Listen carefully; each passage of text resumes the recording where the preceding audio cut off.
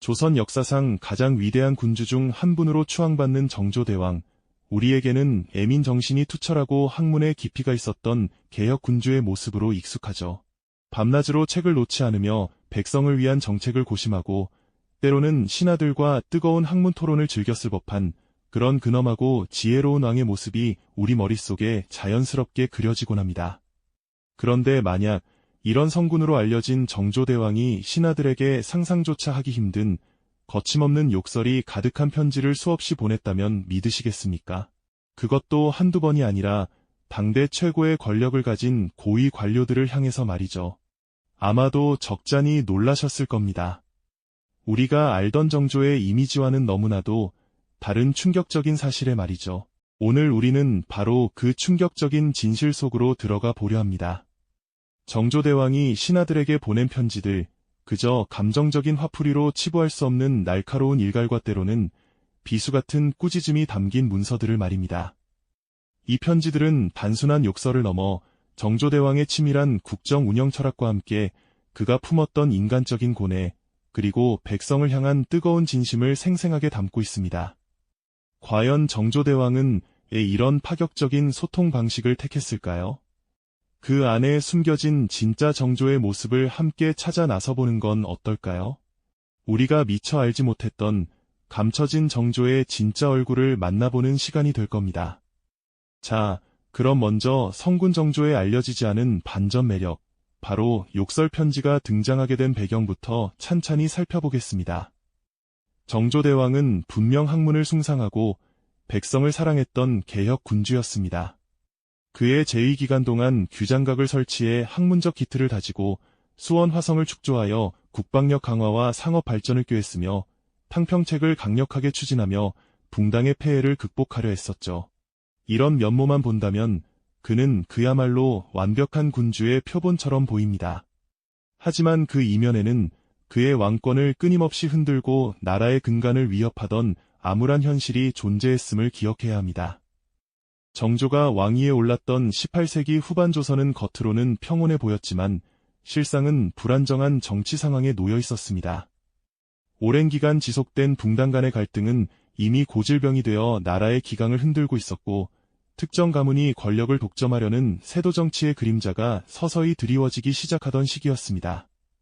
조정 대신들은 사사로운 당파 싸움에 몰두하거나 자신의 이득을 챙기기에 급급했으며 국정 운영은 효율성을 잃고 표류하는 경우가 비일비재했죠. 왕의 명령이 제대로 전달되지 않거나 아예 무시당하는 일도 심심찮게 벌어졌습니다. 이런 상황 속에서 정조대왕은 강력한 왕권을 확립하고 흐트러진 국가기강을 바로잡아야 한다는 막중한 책임감을 느끼셨을 겁니다. 밤늦도록 홀로 앉아 상소문을 읽고 백성들의 고통을 담은 보고서를 마주하며 정조대왕은 얼마나 많은 번민에 시달렸을까요? 근엄한 어진 속 그의 얼굴에는 고뇌의 그림자가 드리워져 있었을지도 모릅니다. 산더미처럼 쌓인 승정원의 상소문들, 불안한 표정으로 서로의 눈치만 살피는 조정 대신들의 모습은 그에게 더 큰 답답함을 안겨주었을 겁니다. 기존의 온건한 방식으로는 도저히 이 혼탁한 정국을 타개할 수 없다는 절박한 판단이 섰을 때 정조대왕은 결국 파격적인 선택을 하게 됩니다. 바로 자신의 감정과 왕의 권위를 직접적으로 드러내는 욕설 편지라는 초강수를 둔 것이죠. 이는 단순히 화를 내는 행위를 넘어 신하들의 나태함과 무능함을 뿌리 뽑고 왕의 명령을 절대적으로 따르게 하려는 치밀한 전략의 일환이었을 겁니다. 당시 조선의 혼란스러운 상황 속에서 왕이 직접 붓을 들어 거친 언어로 신하들을 질책했던 것은 그만큼 정조대왕이 처했던 상황이 위태롭고 그의 의지가 확고했음을 보여주는 증거가 아닐까요? 이 편지들은 단순한 종이 조각이 아니라 당대 정치의 긴장감과 정조대왕의 불타는 개혁 의지를 고스란히 담고 있는 역사의 증언이 됩니다. 이제 우리는 그 파격적인 편지들의 내용으로 좀 더 깊이 들어가 볼 참입니다. 네, 그럼 지금부터 그 파격적인 편지들이 어떤 내용으로 채워져 있었는지, 그리고 정조대왕이 얼마나 강렬한 어조로 신하들을 질책하셨는지 함께 살펴보실까요? 먼저 조선의 최고 관직에 있던 고위 관료들을 향해 날아갔던 불호령 같은 편지 이야기부터 시작해 볼까 합니다. 당대의 핵심 인물이자 정조대왕의 신임을 받던 신하 중 한 명이었던 심한지에게 보낸 편지는 당시 조정에 엄청난 파장을 일으켰다고 전해지죠. 심한지는 정조대왕의 국정 운영을 보좌하는 중요한 위치에 있었음에도 불구하고 때로는 대왕의 뜻을 제대로 따르지 않거나 붕당 간의 미묘한 갈등 속에서 자신의 입장을 고수하려는 경향을 보이곤 했습니다. 이런 상황이 반복되자 정조대왕의 인내심은 한계에 다다랐을 겁니다. 그 편지 속에는 이런 빌어먹을 놈이라는 왕의 입에서 나왔다고는 상상하기 어려운 격렬한 표현까지 서슴지 않으셨다고 하죠. 단순히 화가 나서 내뱉은 말이 아니라 신하의 무능함과 나태함을 뿌리 뽑고 왕의 명령이 절대적임을 다시 한번 각인시키려는 치밀한 의도가 담겨 있었던 겁니다. 마치 벼락이 떨어지듯 날아든 대왕의 편지를 받아든 심한지는 얼마나 당혹스러웠을까요? 아마 그 자리에서 얼굴이 굳어지고 손에 땀을 쥐며 편지를 읽어 내려갔을 모습이 선합니다. 정조대왕은 편지를 통해 내가 감히 나의 뜻을 거역하고 당파적인 이익만을 추구하려 드는구나 라고 질책하시며 그의 잘못된 처신을 낱낱이 지적하셨습니다. 이는 왕의 통찰력이 얼마나 예리했는지를 보여주는 동시에 국정 운영에 대한 그분의 단호한 원칙을 세상에 천명하는 행위였죠. 신하들이 감히 왕의 뜻을 가볍게 여기거나 자신들의 안위만을 챙기는 일이 없도록 강력한 경고를 날리신 겁니다. 이 편지 한 통으로 조정에는 팽팽한 긴장감이 감돌았을 테고요. 대신들은 왕의 눈 밖에 나지 않기 위해 더욱 몸을 사렸을 겁니다. 정조대왕의 이런 파격적인 소통 방식은 흐트러진 기강을 바로잡고 왕권을 더욱 공고히 하는데 결정적인 역할을 했다고 볼 수 있습니다. 단순히 위엄을 세우는 것을 넘어 왕의 의지가 국정의 최우선임을 분명히 천명하며 모든 신하가 그 뜻에 따르도록 강력하게 유도했던 것이죠. 이처럼 정조대왕의 편지는 단순한 종이 조각이 아니라 살아있는 권력의 메시지이자 개혁의 칼날과 같았습니다. 다음으로 고위 관료뿐만 아니라 백성들의 삶과 직접적으로 맞닿아 있던 지방 관리들에게도 정조대왕의 불호령은 예외 없이 떨어졌습니다. 특히 백성들의 고통을 외면하거나 직무를 태만히 하는 무능한 관리들을 향해서는 더욱 가차 없으셨죠. 예를 들어 홍수가 나서 백성들이 큰 피해를 입었는데도 지방관리가 제대로 된 구호 조치는커녕 보고조차 올리지 않고 시간을 허비했다면 정조대왕의 분노는 하늘을 찔렀을 겁니다. 어쩌면 그 자리에서 책상을 내리치며 격분하셨을지도 모릅니다. 이런 상황에서 날아든 편지에는 정신 나간 놈이라는 섬뜩한 표현이 담겨 있었다고 하니 그 관리의 간담은 서늘해졌을 테지요. 백성들의 삶이 풍전등화 같은 위기에 처했는데 탐관오리의 부정부패를 묵인하거나 재해 복구에 대한 보고를 허위로 올리는 등 무책임한 행동을 보인 관리에게 정조대왕은 용서가 없으셨습니다.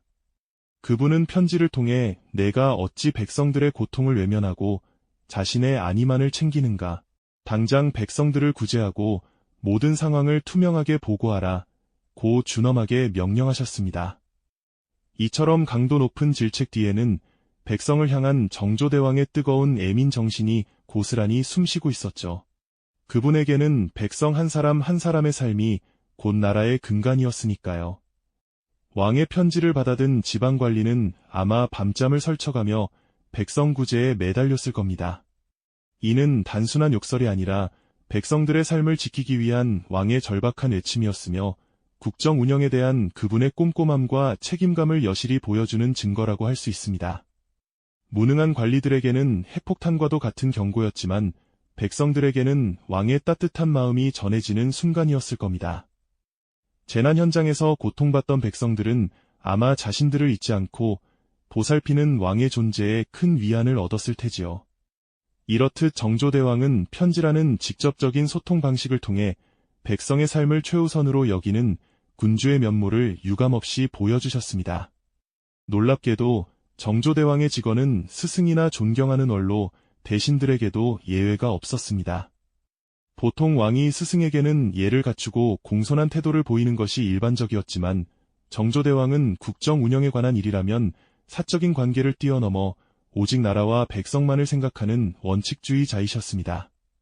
학문적으로 깊은 가르침을 주셨던 스승이라 할지라도 국정에 대한 견해가 다르거나 올바르지 않다고 판단하시면 주저없이 자신의 소신을 밝히셨던 것이죠.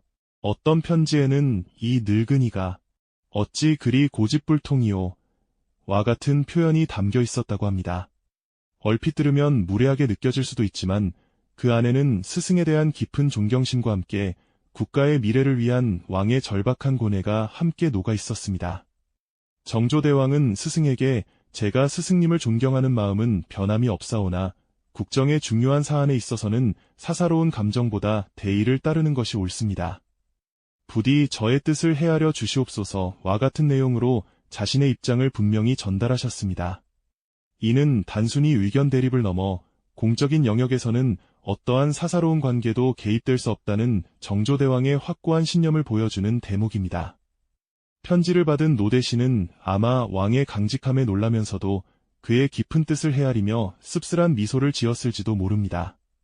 한편으로는 왕의 외로운 결단에 마음 아파했을 수도 있겠죠. 이처럼 정조대왕은 자신의 감정을 솔직하게 드러내면서도 그 배경에는 언제나 백성과 나라를 위한 뜨거운 마음이 자리 잡고 있었습니다. 그는 진정으로 나라를 위하는 길이라면 그 어떤 비난이나 오해도 감수할 준비가 되어 있는 고독하고도 강인한 리더였던 것입니다. 스승에게까지 직언을 서슴지 않았던 정조대왕의 모습은 공과 사를 명확히 구분하고 오직 대의만을 좇았던 그의 비범한 통치 철학을 고스란히 드러내는 대목이 아닐까요? 그분의 이러한 철두철미함이 있었기에 조선은 혼란 속에서도 개혁의 불씨를 지필 수 있었던 것이겠죠. 정조대왕의 이러한 철두철미함은 스승에게까지 예외가 없었습니다. 앞서 보셨듯이 그는 고위 관료든 무능한 지방관리든 심지어 존경하는 스승에게까지도 자신의 뜻을 굽히지 않고 직언을 서슴지 않으셨죠. 그렇다면 그가 신하들에게 보냈던 거침없는 편지들, 때로는 격한 욕설까지 담겼던 파격적인 소통 방식은 과연 무엇을 의미하는 것일까요? 단순히 감정적인 분노의 표출이었을까요? 결코 그렇지 않습니다. 그 안에는 훨씬 더 깊은 뜻이 숨겨져 있었던 것이죠. 그의 편지 하나하나에는 당시 혼란스러운 전국 속에서 무너져가는 왕권을 바로 세우고 무능하고 부패한 신하들의 나태함을 단단히 다잡아 나라의 기강을 바로잡기 위한 정조대왕의 치밀한 정치적 전략이 고스란히 담겨 있었습니다. 정조대왕은 신하들이 국정을 농단하거나 백성을 외면할 때 결코 좌시하지 않으셨죠. 서슬 퍼런꾸짖음으로 그들의 잘못을 지적하고 나아가 올바른 방향으로 나아가도록 강하게 이끌었던 것입니다.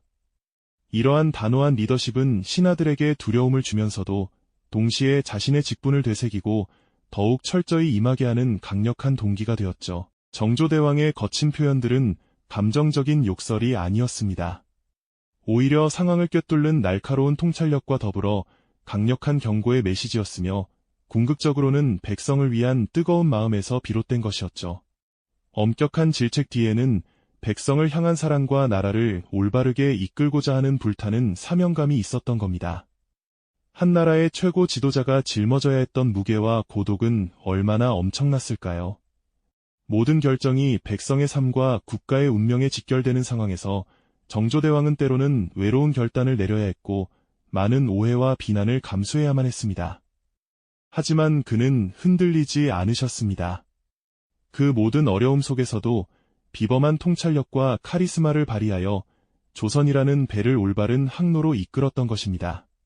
그의 욕설 편지는 단순한 통쾌함을 넘어 한 지도자로서 그가 겪었던 치열한 고뇌와 진정한 리더십의 본질을 여실히 보여주는 증거라고 할 수 있습니다. 엄격한 욕설 뒤에 숨겨진 그의 치열한 고뇌와 진정한 리더십의 본질을 조명하며 시청자에게 깊은 울림을 선사하는 것이죠. 오늘날 우리는 리더십과 소통 방식에 대해 많은 이야기를 나누고 있습니다.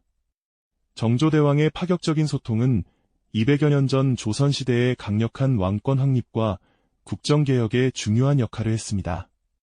그렇다면 현대사회에서 진정성 있고 때로는 과감한 리더십은 어떤 모습이어야 할까요? 겉으로 드러나는 부드러움이나 친절함만이 능사는 아닐 겁니다. 때로는 쓴소리가, 때로는 단호한 지시가 조직을 바로 세우고 더 나은 방향으로 이끌 수 있다는 것을 정조대왕의 사례가 우리에게 일깨워주고 있습니다. 우리는 리더의 말과 행동을 단순히 표면적으로만 판단할 것이 아니라 그 안에 담긴 깊은 뜻과 고뇌를 헤아리는 통찰력을 길러야 할 것입니다. 엄격한 욕설 뒤에 숨겨진 뜨거운 진심, 정조대왕의 편지는 200여 년이 지난 지금도 우리에게 진정한 리더의 모습이 무엇인지 묻고 있습니다. 그분의 치열했던 삶과 통치 철학 속에서 우리는 오늘을 살아가는 지혜와 용기를 발견할 수 있을 겁니다.